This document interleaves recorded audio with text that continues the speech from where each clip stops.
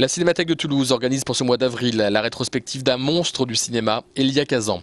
Vous connaissez forcément un des films du réalisateur américain décédé en 2003, Un tramway nommé Désir ou encore À l'Est d'Éden.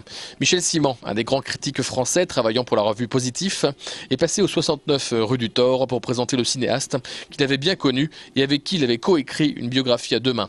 Kazan incarnait une force des années 50. C'est une œuvre extrêmement en prise avec la société américaine, l'histoire de l'Amérique, depuis l'émigration jusqu'à la publicité, la politique, le racisme, la jeunesse, etc. Enfin, il a brassé tous les thèmes importants de son époque d'une façon très critique, très virulente même, sans être du tout un démonstratif ou sans être un pamphlétaire. Mais en tout cas, c'est une œuvre qui est vraiment engagée.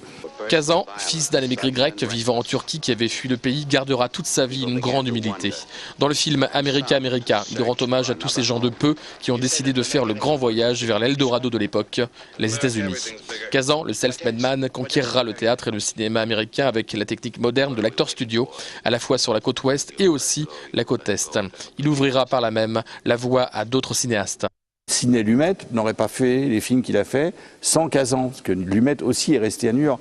Woody Allen, ça n'a aucun rapport avec Kazan, mais aime beaucoup également Kazan. Et Scorsese, par le côté social, tourner dans les rues, la fébrilité, les comédiens comme Robert De Niro qui sort de l'acteur studio, etc. Tous ces gens-là, incontestablement, Scorsese a subi l'influence, et d'autres gens encore. Je pense que si vous demandez à des gens comme Paul Thomas Anderson ou des gens comme ça, certainement l'influence de Kazan est réelle.